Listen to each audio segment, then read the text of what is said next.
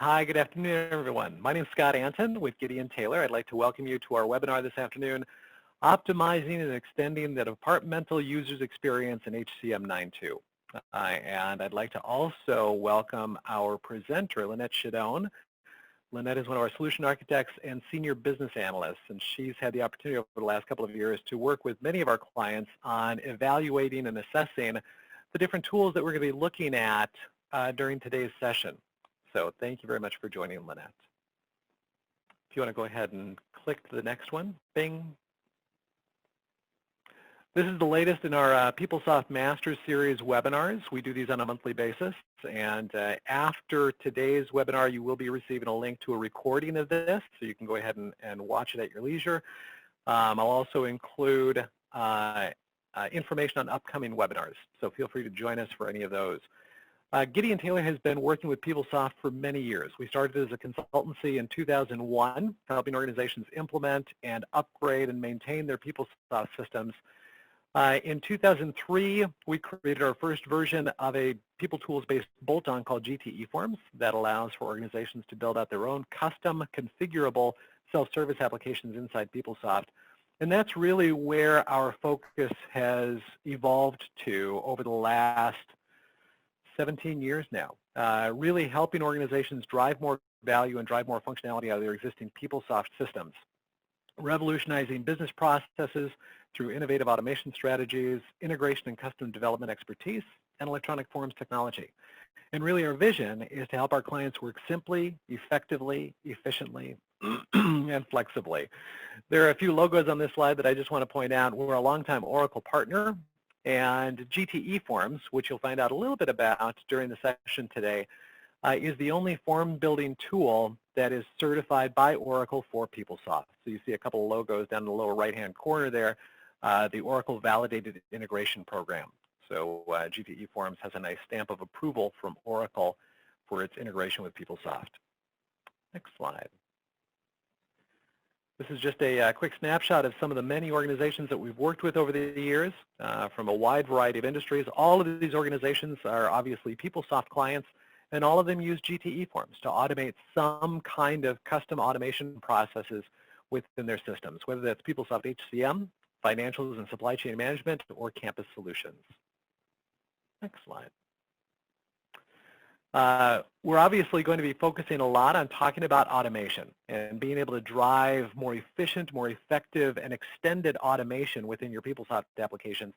That can include a wide variety of tools. Some of those that are the most popular that we've seen, GT eForms obviously, activity guides, guided self-service, PeopleSoft Forms and Approval Builder, and ultimately custom development with the approval framework to allow for the custom creation of workflow-enabled solutions of any kind.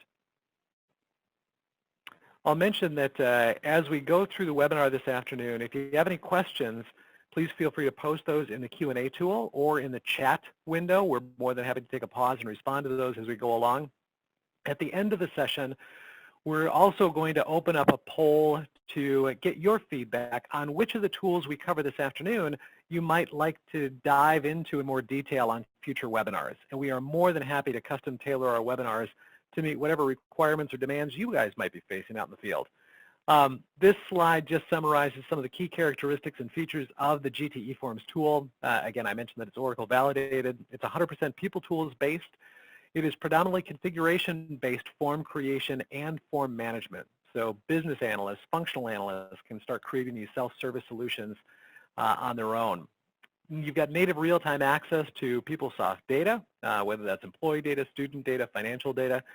You're leveraging your existing PeopleSoft workflow, security, and infrastructure. You've got unlimited flexibility in how the forms behave, what they look like, the workflow routing, and then what happens to the data once it's done. And then finally, all of these are easily fluid.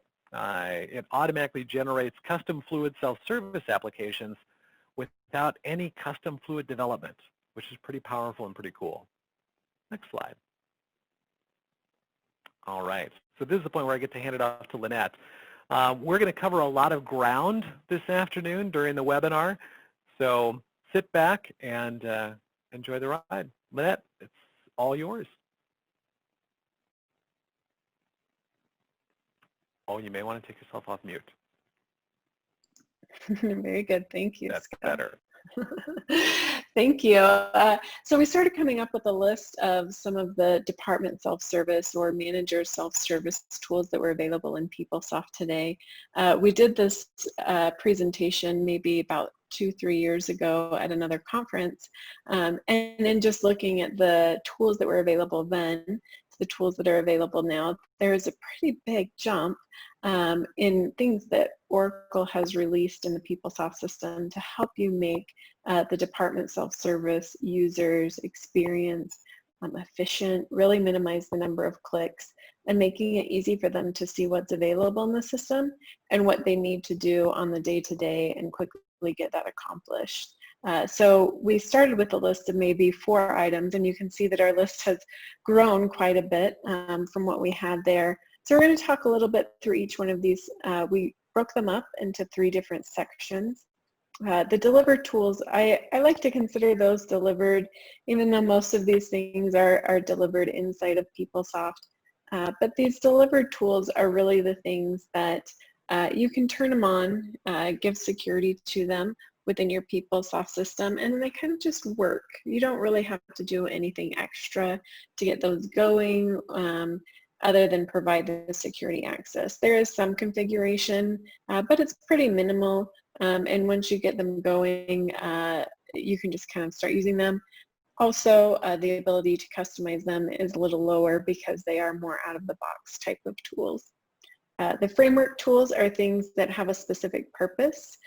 So you can go out and pick the right tool if it meets your needs, and then you can use that to develop something custom for your organization, as long as you're kind of staying within the lines and the boundaries provided within that framework. And then the final list is the building tools. And the building tools are things that you can combine with any of the delivered or the framework or some of your other PeopleSoft features to make things more usable and present information in a visual manner that gets people in the system and working efficiently through things. So we're going to talk through each one of these a little bit as we go, and we'll stop and pull you along the way just to see how you're using the system today, and get a little bit of an idea as I'm diving into some of the deeper details on these. So with that, we'll start with the delivered. Again, these are, you can kind of just use them. In my experience, some of my clients haven't had a chance to go out and try to keep following all of the releases that Oracle have along the way, and it's really hard to just keep up to know what's out there, especially if you don't have a demo environment that you can just go and play in, or you don't have security for these tiles. So some of them have been released for a while, but I still find a reasonable number of people just aren't sure what they're used for or what they look like within the system. So we'll go through each of these: the My Teams tile, the org chart, the employee snapshot, the announcements tile, guided self-service, fluid approvals and fluid delegation, the fluid position management tool, and simplified analytics. So we'll jump in here with the My Teams tile. So this is one of my favorite features that they've released because it's a really great way to surface some of the data in a way that people can easily access it. It used to be limited to only being able to view those who directly report to you based on the reporting structure coming from position data.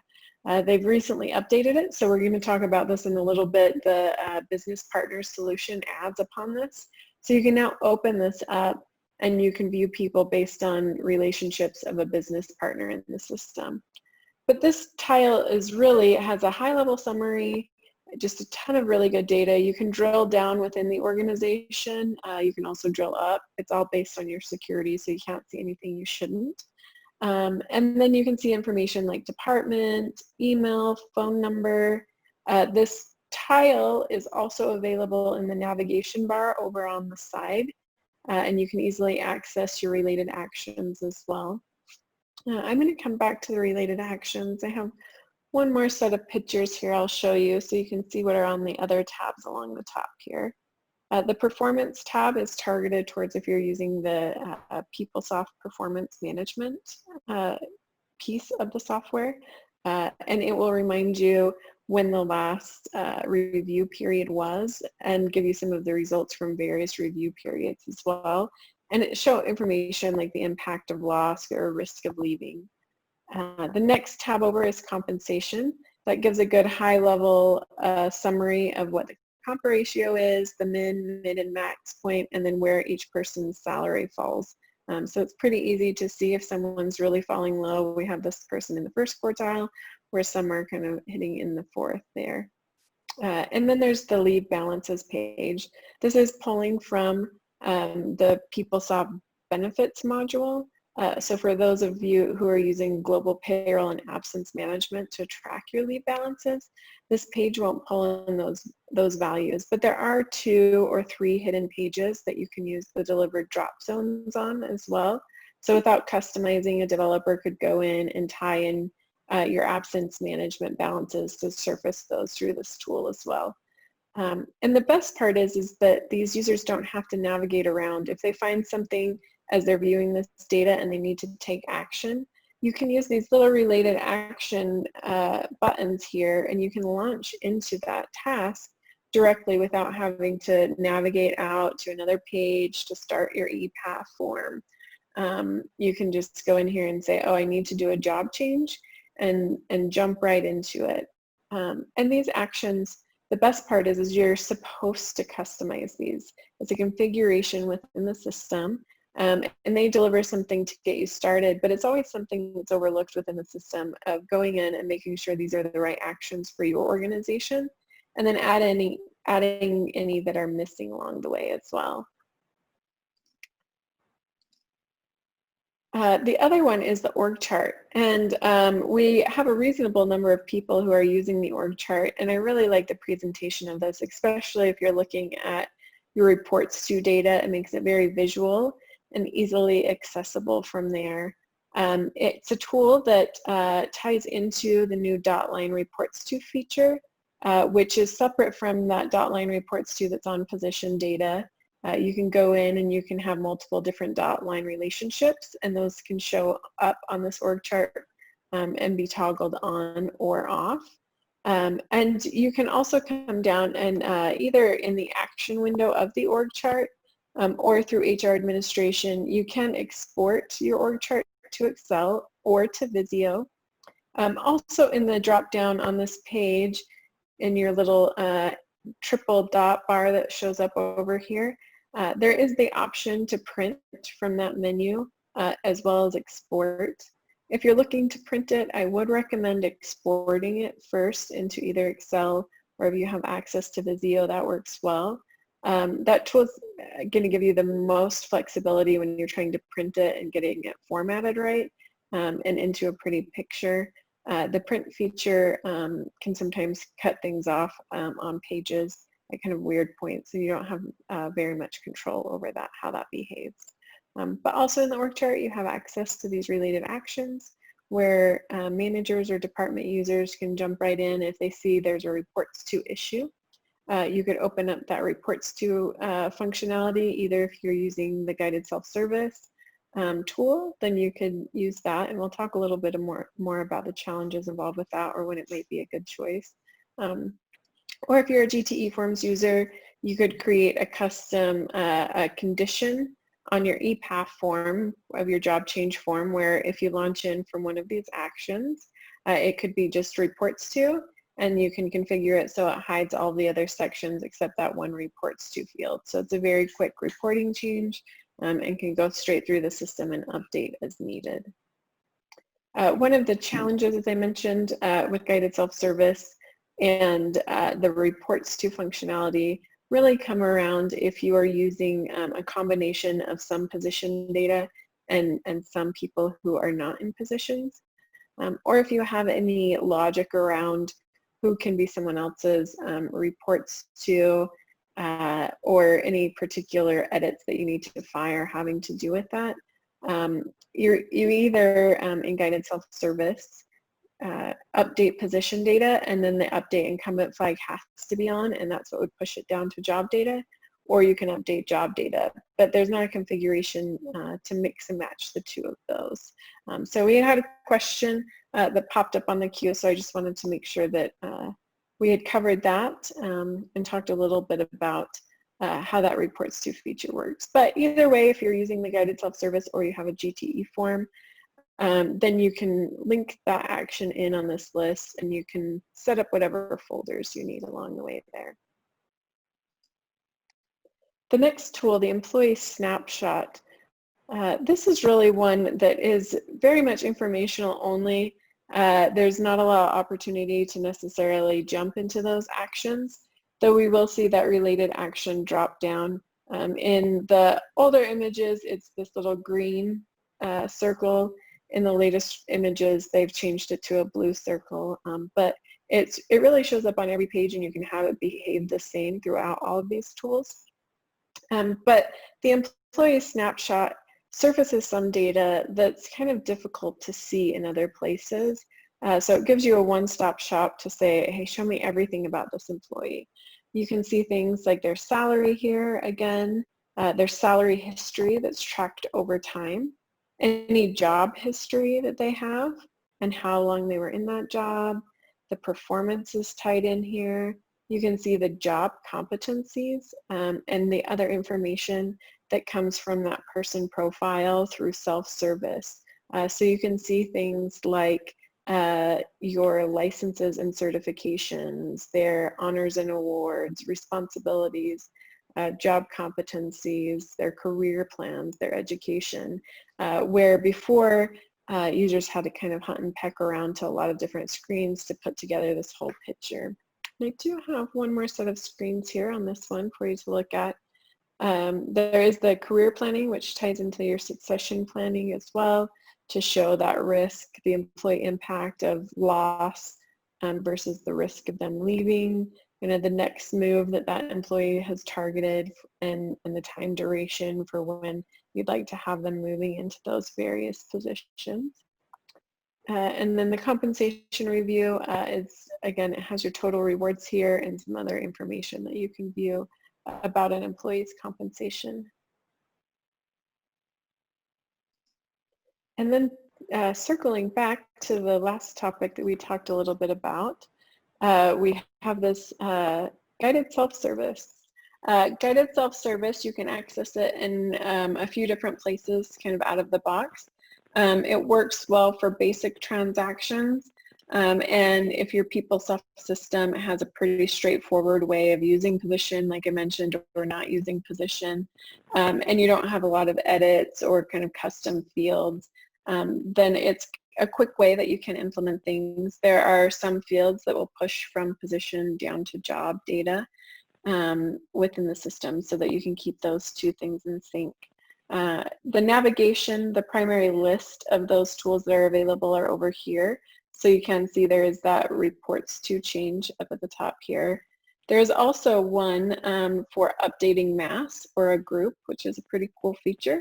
There's only, I think, maybe like 3 or 4 fields that you can update using that mass update tool.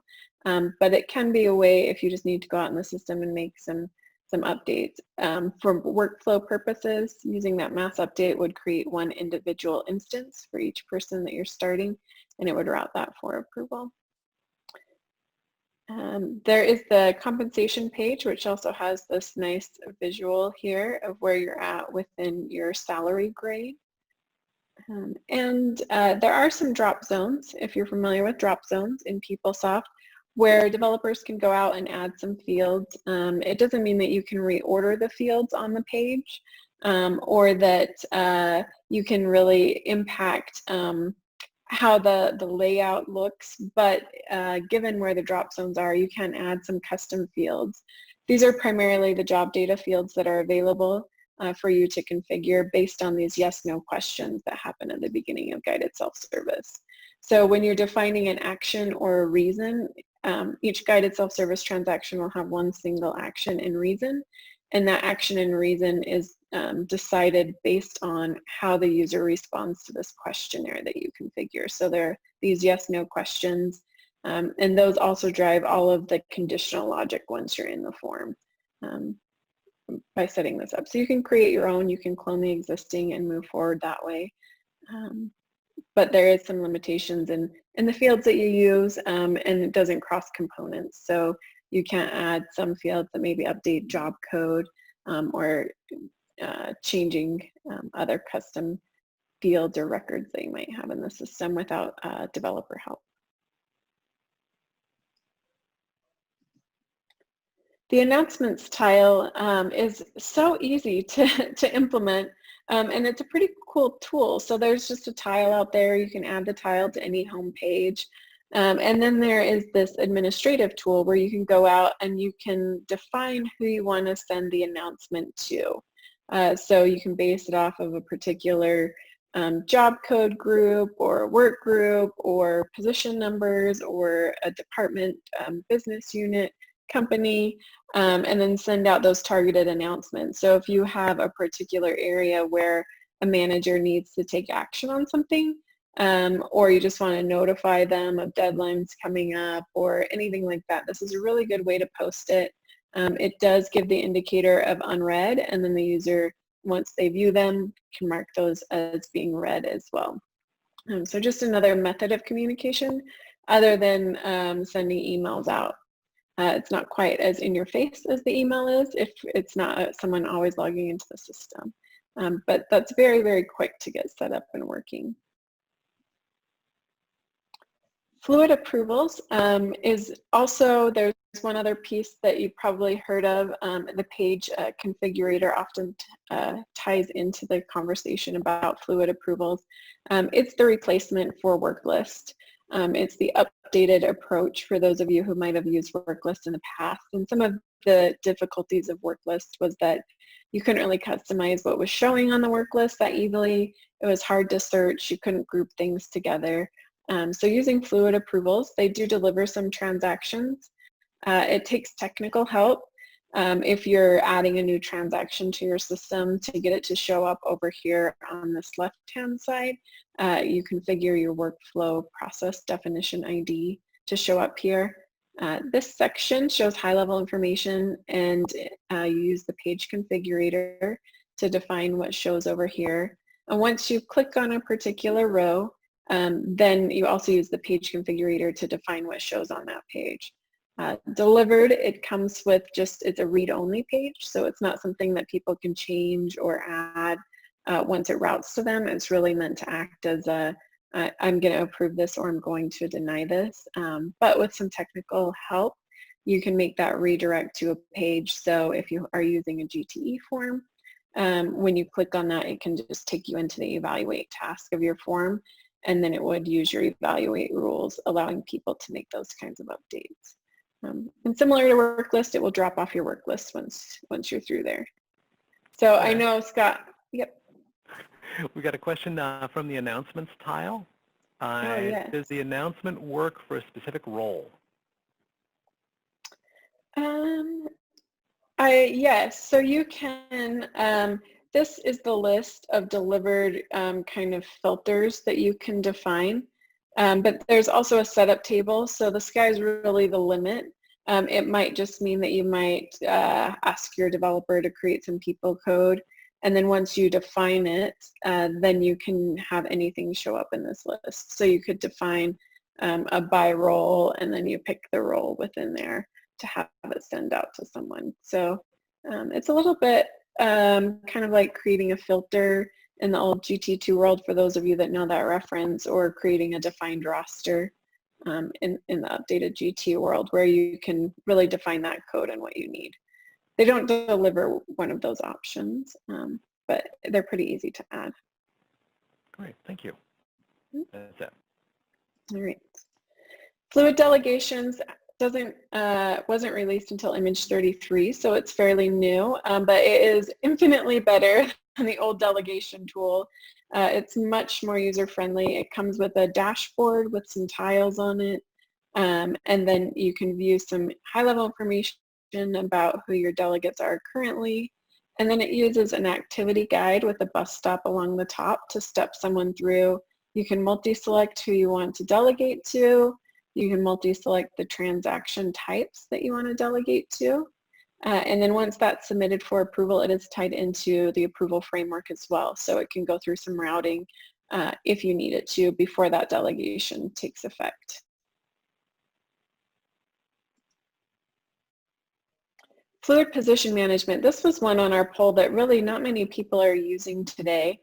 When you first open it up out of the box, there's a process you have to run that syncs your delivered position tables to these fluid tables. But this really kind of acts like a form. It's a layer that sits on top of position to present it as fluid. It uses the activity guide, but the different format where we have the sidebar stepping us down here. And it has all of your fields from position data. So you can open that up. You can use page and field configurator to hide certain fields based on a role or to make certain fields display only. And then it is also tied in with workflow.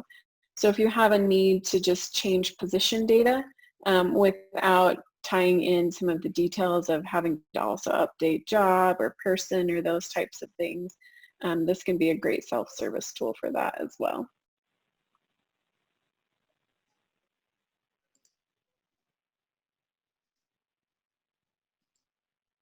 So simplified analytics, this is one that we're always just kind of debating back and forth in terms of, is it a delivered item or is it a framework? They deliver some simplified analytics reports, and they often appear over here on this right-hand side within the system. It's a bar that slides out. You can configure those to show up on different pages. And then once the user opens it up, it steps you through kind of a guided self-service look and feel of asking the user what they want to change. So these are based on delivered queries within the system. Then they open up as pivot grids. You can actually go out and add your own simplified analytics, but it does take some technical assistance to insert the names of all of those queries into the system in the right place so that you can surface those. So you can see we do have one where a test one that we surfaced that's not a delivered. But for the most part, a lot of these are just out of the box. You can expose them to your users and then they can start running and saving some of the queries that help them do their jobs. So with that, we are at the framework piece here. The things we're going to cover here are the questionnaire framework, which is pretty new, the acknowledgement framework, forms and approval builder, and then business partners. And here we had another poll that we wanted to ask you guys to do, just to see what people are using. I know, this is my favorite part. So if you guys want to take a moment to respond, letting us know if you're using any of those yet, that would be great.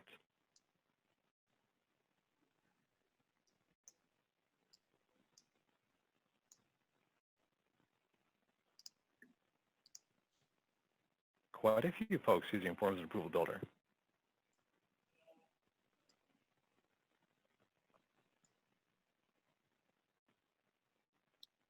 All right, it looks like we've gotten most of our, oh, now there's a bunch of other people ticking in. All right, I'm going to go ahead and stop it. There we go, I'll share the results. So quite a few folks. What was that, Lynette? Oh, I was just going to say, I'm so excited to see someone using business partners. I was very excited for that feature when it was released. Very cool. All right, well, seeing these results, I'll let you go ahead and charge forward. All right, sounds good. So questionnaire framework is pretty new, so that one doesn't surprise me that people haven't really started to use it too much yet. Also, acknowledgement framework, a little bit on the newer side. Forms and Approval Builder has been around for quite a while. We probably should have asked how many of you were using the classic versus the fluid, but the new fluid tool has some nice interface for those kind of PDF type forms that you need to build, and then business partners. We'll jump in and take a look at these. The questionnaire framework primarily is launched from an activity guide tool. There are many different purposes that you can use for this questionnaire. It can be used as a quiz. So pretty common use that they're using now is in the recruiting world.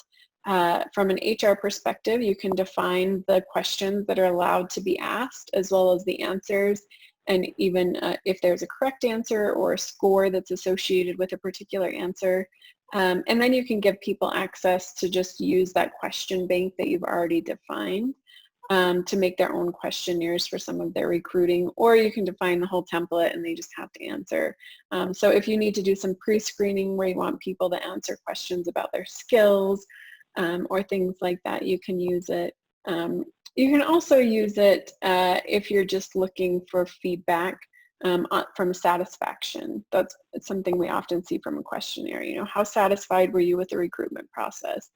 You've been here for 30 days. How satisfied are you with the onboarding? To collect information that way. There isn't a way to pre-populate this form with any data. So it's really used only as a tool to go out and ask people for information and collect it. You can define the valid values and you can set the order, which is pretty cool. But it's not meant to be something that is a prompt in the system and it goes out and it kind of looks up and says, here's the values you can choose because of who you are. It's an informational tool or it can be a testing tool. So you can add things in here where people have to order their answer in something like this. You can make them pick one answer. And there isn't much conditional logic in here, but if we take a look at some of these setup pages, these are the types of questions that you can ask. And then when you're defining an answer, you can enable a comment, which means if someone replies with that answer, it opens up an additional field. Once that additional field opens up, you can say that you want to require the comment based on how they answer that particular question. You can set if the question's required or optional as well. And there are banks of answers or banks of questions, and depending on how you define the user's security, it ties down what they can do.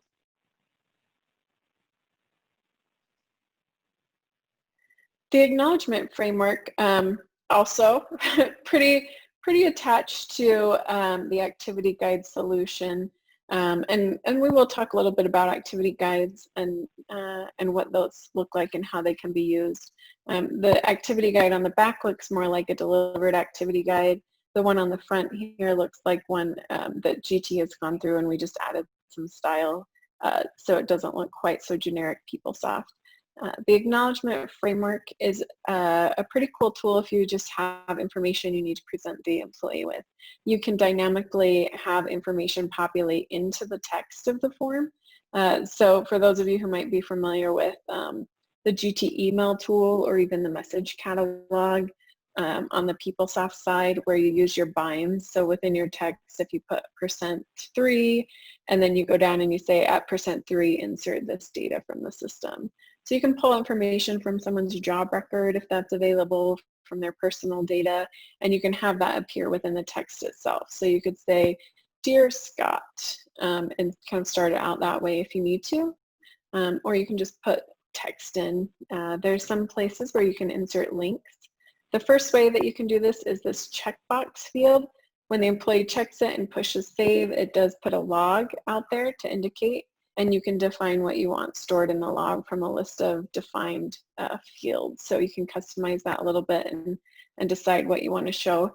And then the next option is when the user pushes save, you can prompt them so they have to authenticate into the system again using their user ID and password as kind of an extra level with that.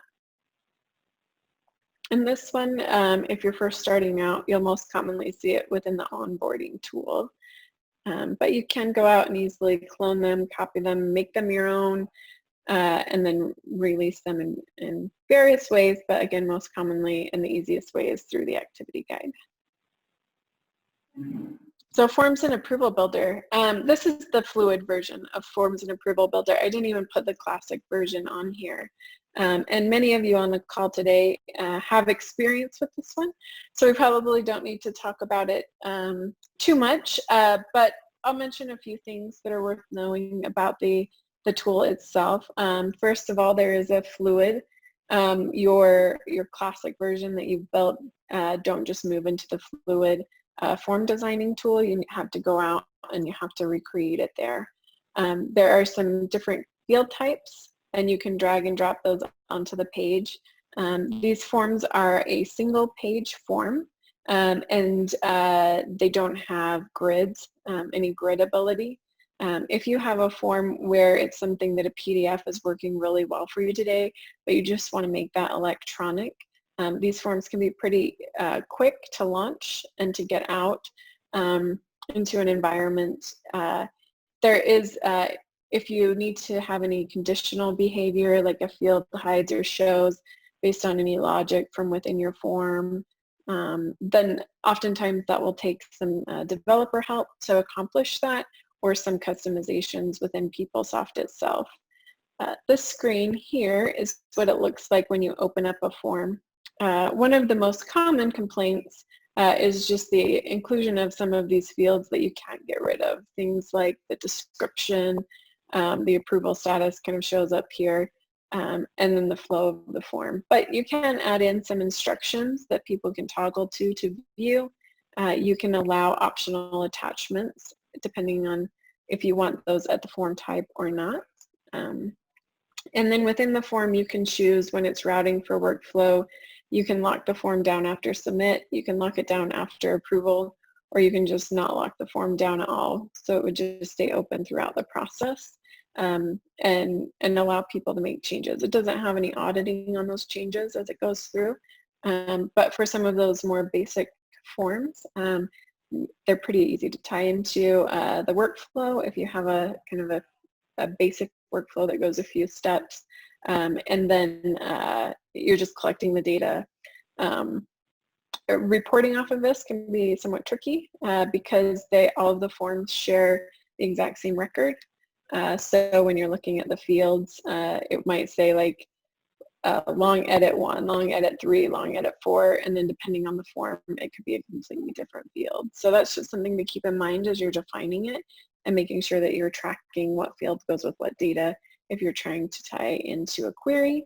And then you can build a component interface at the end of the form as well if you need it. And then the user would trigger that component interface on the final approval to process it and handle any errors.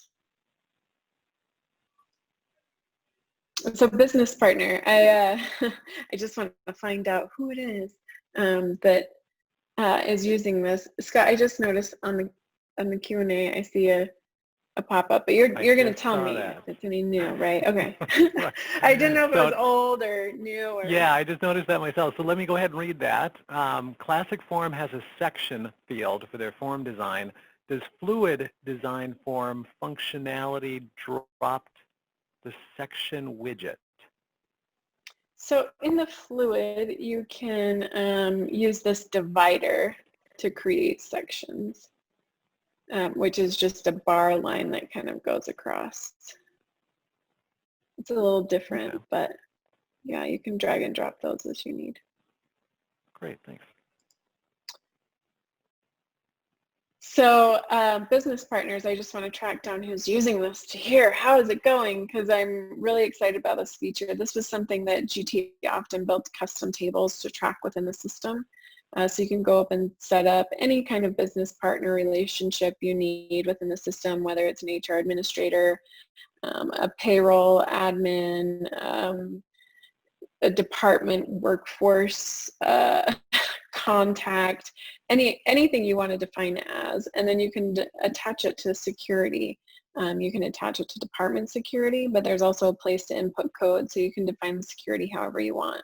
It even comes with a delivered way of saying if last name starts with between A and M, they belong to this person, and you know, X and Z belong to this person kind of thing, which is pretty cool. And they've tied it into all of their search pages at this point. So it opens up that My Teams tile. So for those organizations where it's not the direct manager that's coming in and using this, they can now say, oh, well, our payroll rep goes in and they can see everyone within our organization and take actions on them, or see that high level information that's so helpful, minimizing clicks throughout the system. The other thing that this can tie into is on the self-service side. When you configure it, you can choose if it should show up for the user so that they can see their business partner contacts. So if you have a payroll rep and you want someone to see, oh, this is who my payroll rep is, you can configure that to be exposed within the system. But maybe my payroll rep is Scott, but Scott doesn't want to get 50 emails directly into his inbox. So you can then put an override on there to choose whether to show Scott's name, or you could choose to just show like payroll, and then you can override the email as well so that it could go to just a group email and not someone specifically, which is a pretty cool feature. And you can tie all of this into workflow as you're defining these business partner roles. So it's pretty new. It's not very widely adopted yet at this point, but I think it's a gap that's existed in PeopleSoft for a while. So I'm excited as more and more people start to implement that one. So we'll move on. We have another poll here. These are what we call our building tools. So everyone, I have yet to come across anyone who can just use PeopleSoft. Everyone has something out there that's a little bit custom, whether it's kind of these forms that exist outside and they're still paper forms, or you have a web-based solution, or SharePoint where you're still collecting information to really manage the system. So actions and alerts, page and field configurator, pivot grids, fluid activity guides, dashboards, and of course GTE forms.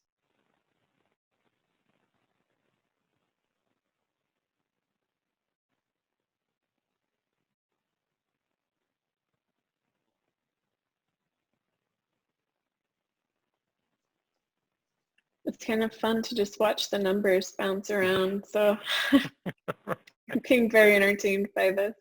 Yes, one of the things that I'll mention is we've done sessions on some of these topics as standalone webinars, and I'll make a point when we send out the link to this afternoon's webinar, I'll make a point of including links in the email to some of that other content in case folks have questions. I'm going to go ahead and close it. We have, looks like, hey, wow, GTE Forms ties with Page and Field Configurator. So that's exciting. Yeah, neck and neck there. And the activity guides. All right.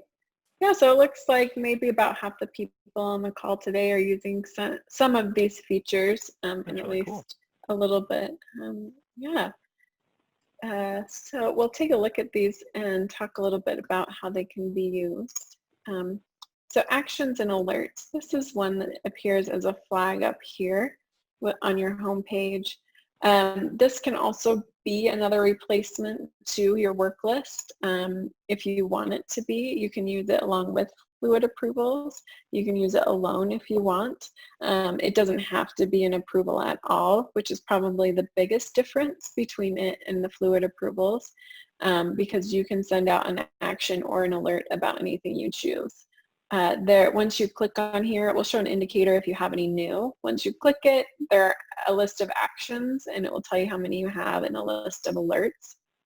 You can open up either the actions or alerts, and users can mark those as read or unread. Also, when you click into it, you can have this related action drop down, so that people can, again, launch directly into something without having to navigate, without you having to say, hey, you know, your benefits enrollment is due and you haven't done it yet. Navigate here, click here, then do this, then do that, you know, where people are having to track. You just give an action that says start my benefit enrollment now, or start my personal data form, start this acknowledgement form that I haven't done yet, if you have to do that every year. You can send out digest email reminders. So if you are using it as a replacement for your work list or something in addition to those fluid approvals, some people don't like getting an email every single time a form is submitted if they get many forms within the system and they're always out there approving forms. So this is a mechanism you can use to create these digest-like emails that say, hey, you have 10 transactions out there that you need to approve, whether they're a GT form, it's a fluid approval form, or any of those tools that use the approval framework engine. You can combine it all here in one place for the users to get, you know, daily or weekly reminders that get sent out. On the action side of things, you can have it so that they drill directly into a particular action. So if it's a form has routed to you, you can have it link into there. If you're trying to assign a task to someone, if it's a GT form that you've developed, you can code it so the link just passes through the right parameters. So you can add a new form using that link, and you can say, hey, this is due by such and such date, run the query to see they haven't submitted it yet. So keep adding it as an action for them until they complete it. Or you can assign an activity guide and also have it show up there as well.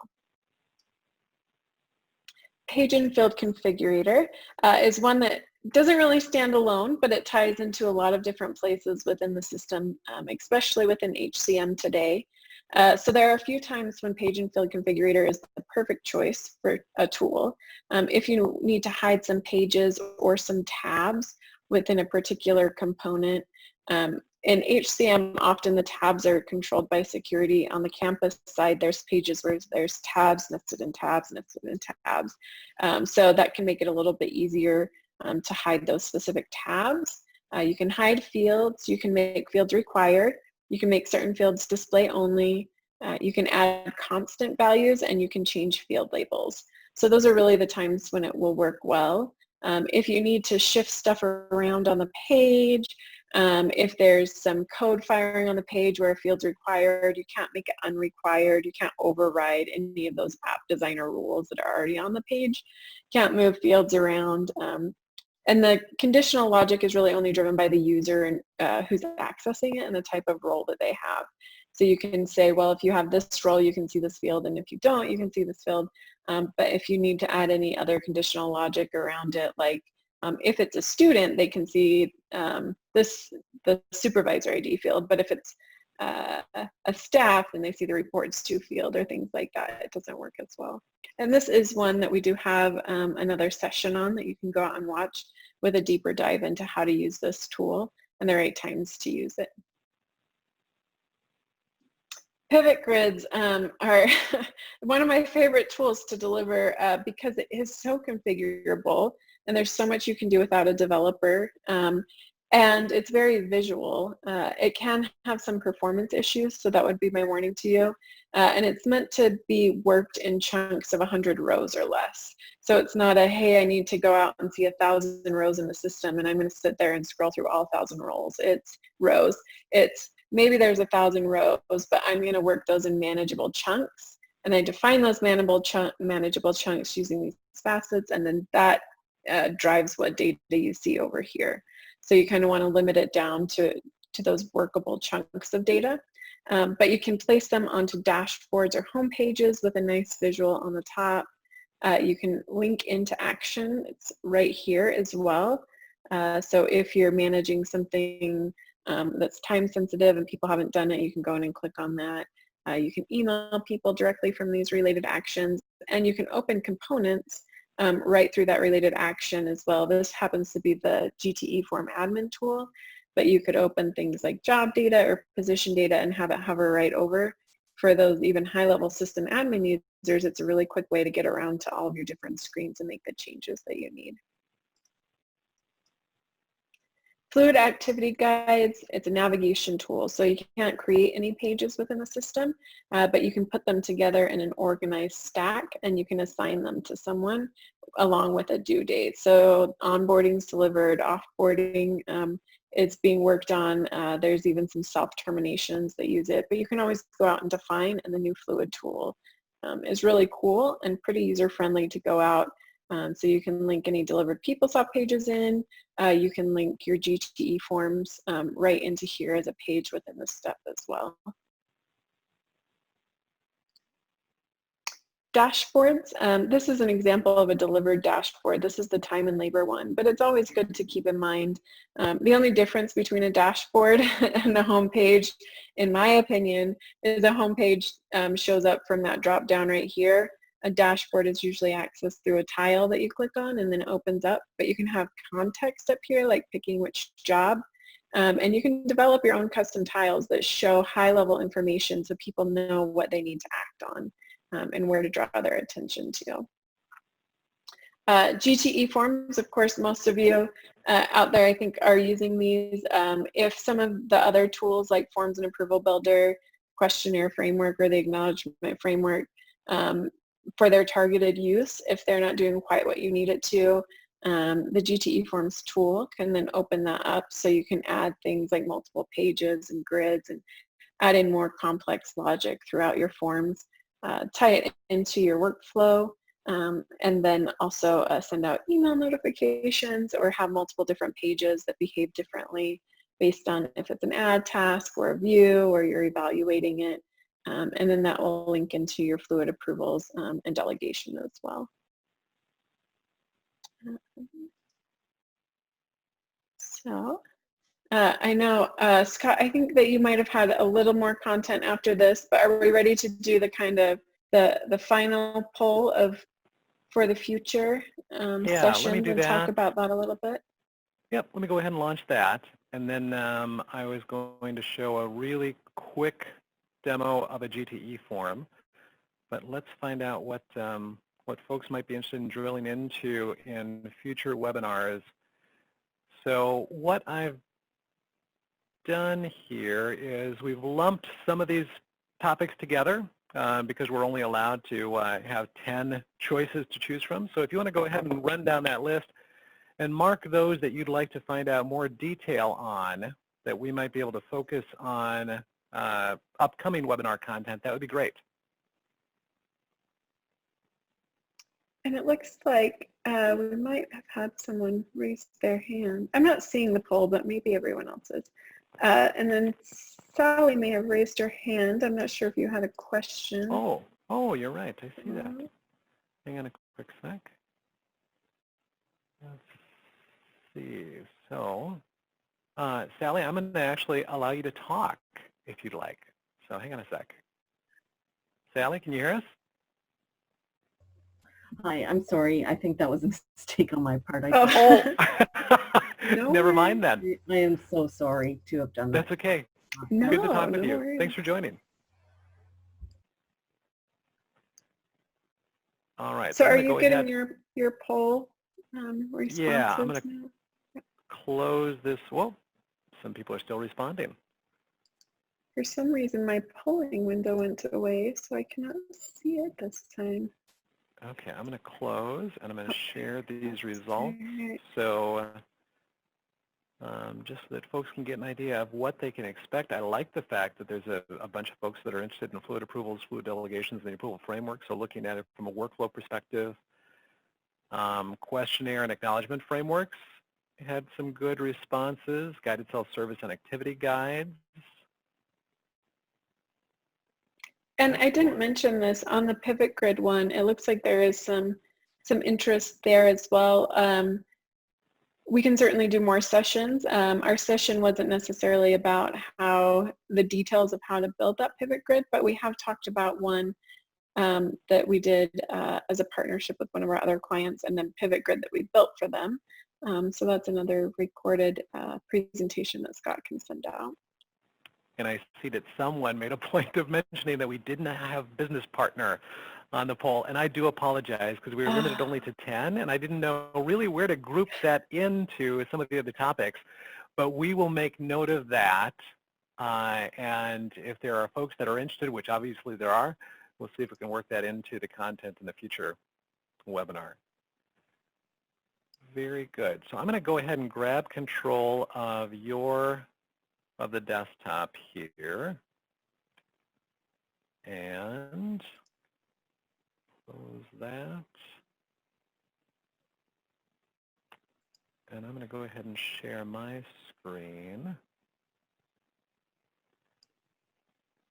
So I wanted to show you just a really quick example while we have a few minutes here of what an eForm can look like. And going back to some comments that that Lynette was making, one of the exciting things about eForms is that for GT eForms, you can use this tool really for many of the different things that Lynette covered in her content. You can create your own questionnaires, you can create acknowledgements, you can create any kind of workflow-enabled activity.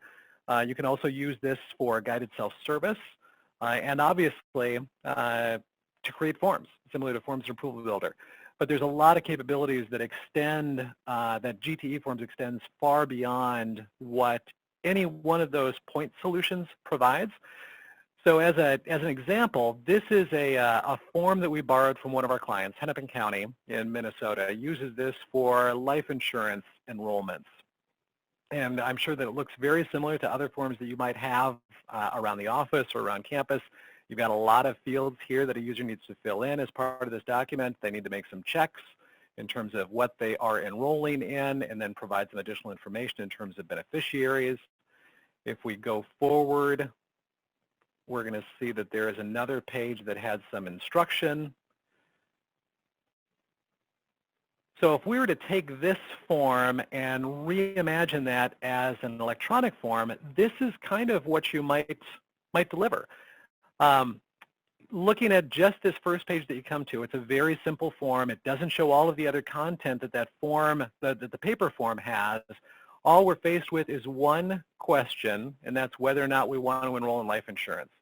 We can go ahead and either decline or elect, click the acknowledgement that, yeah, that's my response, and then hit submit, and I'm done. I don't have to worry about everything else that was on that page.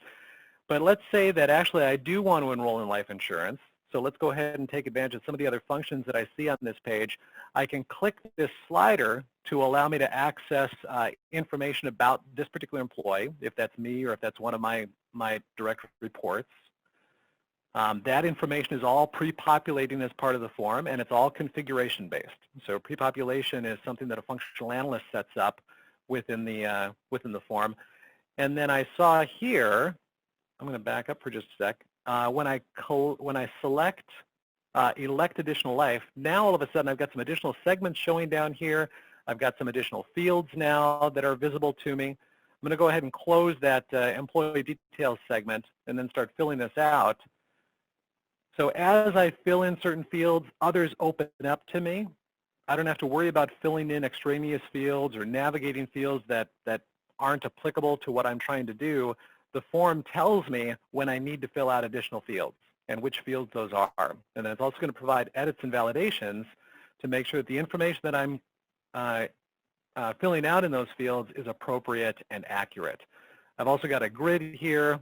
I've got instructional text within each one of these segments. So it is a really easy form for a user to navigate. I can go ahead and upload attachments if I need to. I can click the acknowledgement down here and then submit. So then it'll go through whatever approval routing is required. I've got a transaction log here that captures everyone who's taken action on this form, what action they took, how long it took them to respond. I've got a list of the action items that they responded to. So quick and easy, and again, that was all configuration-based. That form was built in about 2 hours.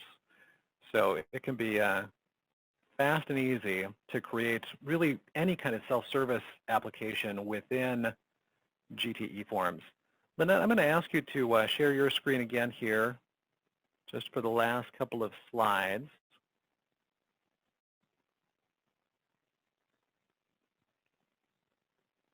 Lynette?